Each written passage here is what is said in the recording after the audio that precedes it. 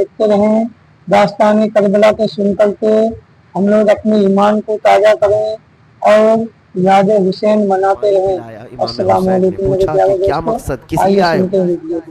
وہ جانتے نہیں تھے امام علی مقام کو۔ کہا سنا ہے ہم نے یزید کے خلاف حسین ابن علی بغاوت کر کے نکلے ہیں اور ہمیں حکم دیا گیا ہے کہ ان کو راستے ہی سے گرفتار کر کے لے آئے۔ تو اس میں حر بن یزید نے پوچھا کہ کون ہے تم میں حسین؟ بڑا بھاری مشکیزہ اٹھا کر کے وہ لشکریوں کو پانی پلا رہے تھے۔ کسی نے کہا یہی حسین ابن علی ہیں جس نے تجھے پانی پلایا۔ وہ پانی پلا رہے تھے کس لشکر کو؟ اس یزید کے لشکر کو جو گرفتار کرنے کے لیے آیا ہے۔ یہ ہے شان اہل بیت، چاہے پہچان کا ہو کہ بنا پہچان والا ہو، اسے پہلے پانی پلایا جائے۔ اسی لیے تو آج محرم میں ہم ہر جگہ سبیلیں لگاتے ہیں، کثرت سے پانی پلاتے ہیں۔ ہر کسی مذہب سے تعلق رکھنے والا پانی پی کر کے جائے، کم از کم ہمارے ہاتھوں سے شربت پی کر کے جائے۔ یہ سبیلیں اور شربت جو ہم لگاتے ہیں اسی محبت میں۔ بعض لوگ کہتے ہیں امام حسین تو پیاسے چلے گئے اور تم پانی پیتے ہو۔ میرے عزیزوں، وہ پیاسے رہ گئے لیکن کسی دوسرے کو پیاسا دیکھنا نہیں چاہتے تھے۔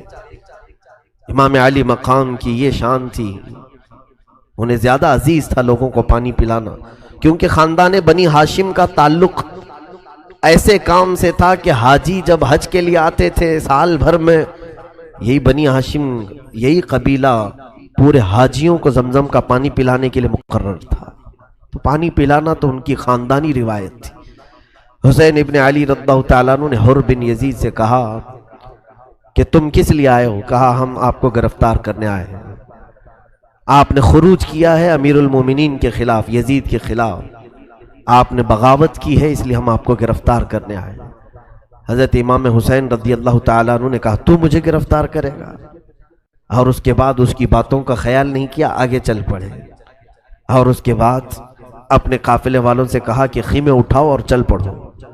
اس کی بات کی طرف توجہ ہی نہیں دی، اس نے پھر للکارتے ہوئے پیچھے کی طرف بڑھا اور امام علی مقام سے کہا رک جائیں، ہمارے ساتھ آپ کو چلنا پڑے گا۔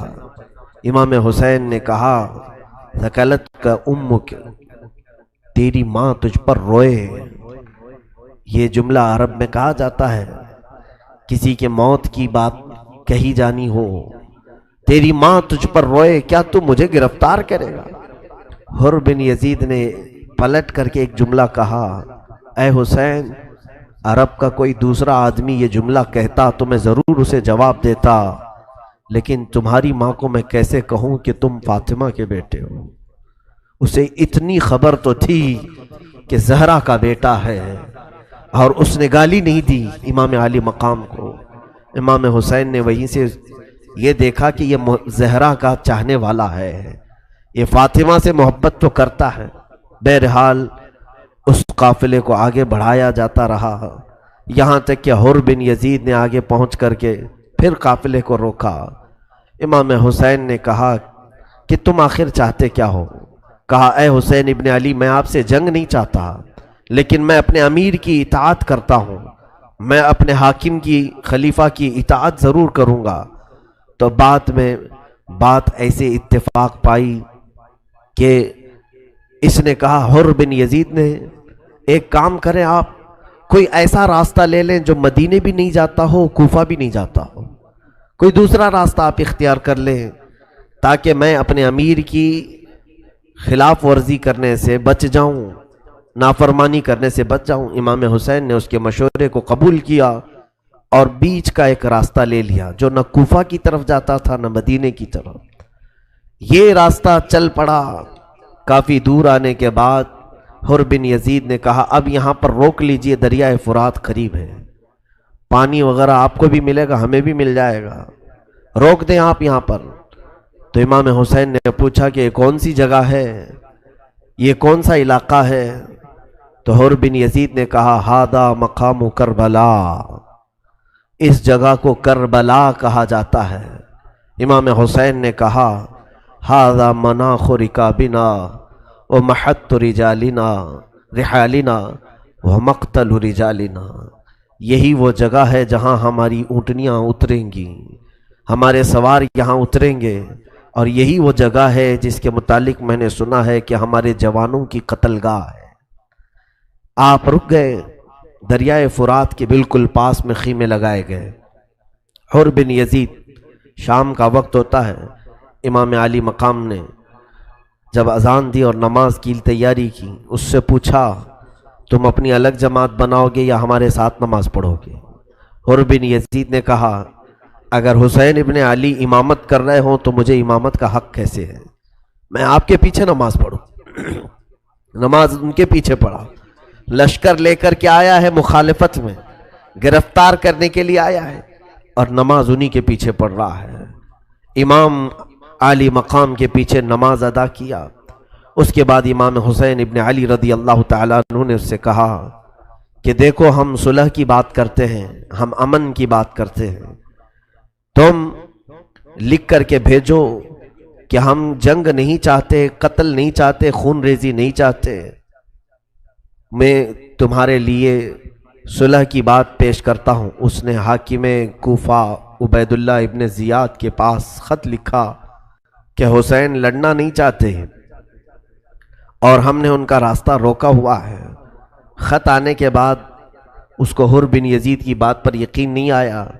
اس نے عمرو بن سعد نامی ایک شخص جو سعد ابن ابی وقاص رضی اللہ تعالیٰ عنہ کا بیٹا ہے، عشرہ مبشرہ میں سے ہیں وہ صحابی، ان کا بیٹا ہے عمرو، اسے ایران کی حکومت دینے کا اسے لالچ دی گئی تھی، اور اس لالچ میں وہ ایران پر چڑھائی کرنے کے لیے جا رہا تھا۔ حاکم کوفہ ابن زیاد نے اسے طلب کیا اور کہا کہ پہلے تو حسین کا یہ معاملہ نپٹ، اس کے بعد تجھے ایران بھیجا جائے گا۔ وہ 4000 کا لشکر لے کر کے آیا اور اسے امام حسین ابن علی کے پاس بھیجا گیا۔ اچانک رات کو امام حسین رضی اللہ تعالیٰ عنہ 2 محرم کو کربلا اتر چکے تھے۔ یہ 2 محرم کی تاریخ تھی جب آپ کربلا اتر چکے تھے، اور 7 محرم آئی جب تک تو دریائے فرات پر پورا قبضہ آپ کا تھا۔ ابن سعد رات کو آیا، 4000 کا لشکر لے کر گھوڑے دوڑاتے ہوئے آئے۔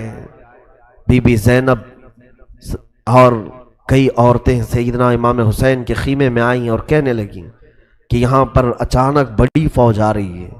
تو امام حسین رضی اللہ تعالیٰ عنہ باہر نکل کر کے دیکھتے ہیں ایک بڑا لشکر آیا ہے، 4000 فوجی اس میں ہیں۔ تو فوجیوں کے امیر سپہ سالار کو طلب کیا، پوچھا کہ کیا ماجرا ہے؟ عمرو بن سعد آگے بڑھا اور کہا اے حسین ابن علی، جبکہ وہ عمرو بن سعد امام حسین کی ساری فضیلتوں سے اچھی طرح واقف تھا، وہ جانتا تھا کہ رسول اللہ کے نواسے ہیں، ان کی فضیلت میں کیا کیا حدیثیں ہیں، اسے سب معلوم تھا، لیکن برا ہو دنیا کی لالچ کا اور حکومت کے تخت کا۔ ایران کی کرسی نے اسے بیوقوف بنا دیا، پاگل بنا دیا تھا، اور اس نے آ کر کے کہا اے حسین، آپ نے خروج کیا ہے خلیفہ برحق کے خلاف، ہم آپ کو گرفتار کر کے لے جائیں گے، یا تو آپ یزید کی بیعت کو قبول کر لیں یا ہمارے ساتھ جنگ کرنے پر تیار ہو جائیں۔ امام حسین رضی اللہ تعالیٰ عنہ نے اسے بھی سمجھایا، رات کو بلایا، دوسرا دن تھا 8ویں محرم، بلایا اور میٹنگ کی، سارے لشکریوں کو الگ کر کے تنہا اس کے ساتھ بات کی، کہا میں 3 تمہیں آپشن دیتا ہوں، اختیارات دیتا ہوں، اس میں کوئی ایک چیز پسند کر لو۔ کہا ہاں بتائیے۔ امام حسین رضی اللہ تعالیٰ عنہ نے کہا پہلی چیز یہ ہے کہ میں جہاں سے آیا ہوں مجھے وہاں واپس بھیج دو، میں مدینے سے آیا تھا یا مکہ سے آیا تھا، مجھے وہیں واپس بھیج دو۔ دوسری بات یہ ہے کہ یا تو پھر مجھے ملک شام جانے دو، یزید کے پاس جا کر میں خود اپنا معاملہ طے کروں گا، جیسے میرے بڑے بھائی امام حسن رضی اللہ تعالیٰ عنہ نے امیر معاویہ سے معاملہ طے کیا تھا، میں خود جا کر کے بات کر لوں گا ہمارے جو بھی معاملات ہیں۔ تیسری بات یہ ہے اگر تم مجھے واپس مدینہ بھی نہیں جانے دینا چاہتے، ملک شام بھی نہیں جانے دینا چاہتے، تو یا تو پھر مجھے کسی دریا کے کنارے ساحل پر بھیج دو، میں اپنی عمر کی بقیہ زندگی کے ایام وہیں پر کاٹ لوں گا اپنے خاندان والوں کے ساتھ، میں صرف یہ چاہتا ہوں کہ ہمارے خون سے تمہارے ہاتھ رنگین نہ ہو، قیامت کے دن تمہیں اس خون کے عوض دوزخ میں نہ ڈالا جائے۔ عمرو بن سعد کو ان کی بات کا اثر ہوا، اس نے پھر ابن زیاد کو خط لکھ کر بھیجا کہ اچھا ہوا کہ معاملہ سلجھ گیا، حسین لڑنے کے لیے نہیں آئے ہیں۔ انہوں نے یہ 3 آپشن دیے ہیں۔ عبید اللہ بن زیاد کوفہ کا جو گورنر تھا، اس کے دربار میں کئی لوگ بیٹھے تھے، اس نے مشورہ کیا۔ وہاں پر ایک شخص شمر ذی الجوشن بیٹھا ہوا تھا، اس نے کہا واللہ اگر حسین کو آپ نے واپس پلٹا دیا تو آپ کی ذلت ہو جائے گی، وہ آپ کے علاقے میں آئے ہیں اور آپ کی اطاعت کیے بغیر وہ واپس چلے جائیں گے۔ اور رہی بات عمرو بن سعد کی، ہم نے سنا ہے کہ رات بھر بیٹھ کر کے حسین کے ساتھ میٹنگیں کرتا ہے، وہ ان سے جا کر کے مل لیا ہے۔ اس بدبخت ظالم نے عبید اللہ بن زیاد کے دماغ کو چڑھایا اور اس کے بعد ابن زیاد نے ایک بڑی فوج اس کے ہاتھ دے کر بھیجا کہ جاؤ کربلا میں عمرو بن سعد سے کہنا کہ حسین سے کہیں پہلے میری اطاعت کریں، حاکم کوفہ ابن زیاد کی اطاعت کریں اور سر جھکا کر ہمارے پاس آئیں، پھر ہم آپ کو یزید کے پاس بھیجیں گے، اور یا نہیں مانتے تو انہیں قتل کر دو اور ان کے جسموں کو رون دو۔ شمر ذی الجوشن کو یہ پیغام دیا اور کہا عمرو بن سعد کو یہ بتا دینا، اور اگر عمرو بن سعد نہ مانے تو پہلے اس کا سر کاٹ لینا اور تم اس کی فوج کو اپنے حوالے کر اپنے تابع میں لے لینا۔ یہ شمر ذی الجوشن کئی ہزار کا لشکر لے کر پھر کربلا میں پہنچا۔ یہ 9ویں محرم تھی۔ یہ جو کمک پہنچتی رہی فوج کی، 1000 کا لشکر لے کر حر بن یزید سب سے پہلے آیا تھا، جس نے پانی پیا امام کے ہاتھ، راستہ روکا اور ان کو کربلا پر اترنے پہ مجبور کیا۔ پھر عمرو بن سعد 4000 کا لشکر لے کر آیا، پھر شمر ذی الجوشن یہ کئی ہزار کا لشکر لے کر آیا۔ کل ملا کر یہ فوجیں آتی رہیں 22,000 لوگ ہو گئے، اور ادھر قافلہ امام حسین میں کل ملا کر کے 82 لوگ تھے، 82 لوگ تھے۔ اگر تعداد کے اعتبار سے دیکھا جائے تو 100 گنا سے بھی زیادہ تعداد ان لوگوں کی تھی۔ مد مقابل میں جو لوگ تھے اس سے بڑھ کر کے بھی ان لوگوں نے فوج جمع کی۔ پھر شمر ذی الجوشن آ کر عمرو بن سعد سے کہتا ہے یہ دیکھو حاکم بصرہ، حاکم کوفہ ابن زیاد کا خط ہے، انہوں نے کہا ہے کہ تم حسین کے ساتھ مقاتلہ کرو، جنگ کرو، ان کے جسموں کو رون ڈالو، یا تو پھر وہ ابن زیاد کی اطاعت کریں اور سر جھکا کر کوفہ میں داخل ہوں، یا تو پھر تو اپنی فوج میرے حوالے کر دے، میں یہ معاملہ نپٹ لوں گا۔ عمرو بن سعد نے اس کو گالی بھی دی، کہا کہ معاملہ سب سلجھ گیا تھا، تو کمبخت نے شاید بھڑکایا ہے، لیکن فوج میں تیرے حوالے نہیں کروں گا، میں بھی حسین کے ساتھ لڑوں گا۔ اس نے پہلے صلح کی بات کی تھی، لیکن جب اس نے دیکھا کہ حکومت میرے ہاتھ سے نکل جائے گی، ایران کی جو انعام میں ملنے والی تھی، اس نے کہا کہ نہیں، میں فوج حوالے نہیں کروں گا، میں خود یہ معاملہ سر کروں گا، اس مہم کو میں ہی پورا نپٹاؤں گا۔ اس کے بعد یہ شمر ذی الجوشن جو بدبخت، ازلی بدبخت تھا، خبیث اور ملعون شخص تھا، اس نے لوگوں میں بھڑکانا شروع کیا امام حسین کے خلاف۔ یہ 9 محرم الحرام کا دن پورا اسی طرح گہما گہمی میں گزرا۔ حضرت امام حسین رضی اللہ تعالیٰ عنہ کے ساتھ انہوں نے جو سب سے پہلا معاملہ کیا، عمرو بن سعد نے آتے ہی حکم دیا کہ امام حسین کے خیمے دریائے فرات کے پاس سے اکھاڑ دیے جائیں۔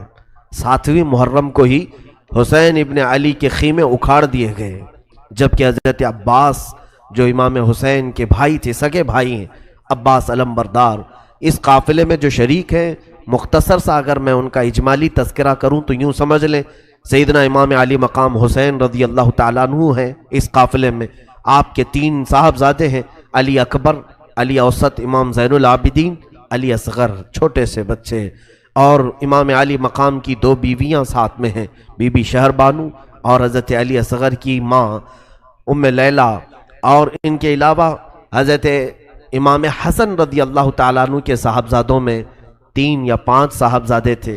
حضرت علی کرم اللہ وجہہ الکریم کے 5 بیٹے اور تھے جو دوسری آپ کی زوجہ محترمہ سے تھے۔ امام مسلم بن عقیل کے 3 شہزادے اور تھے، 2 تو کوفہ میں شہید ہو گئے تھے۔ اس طرح سے امام حسین کے گھر کے ہی 52 افراد اس میں تھے۔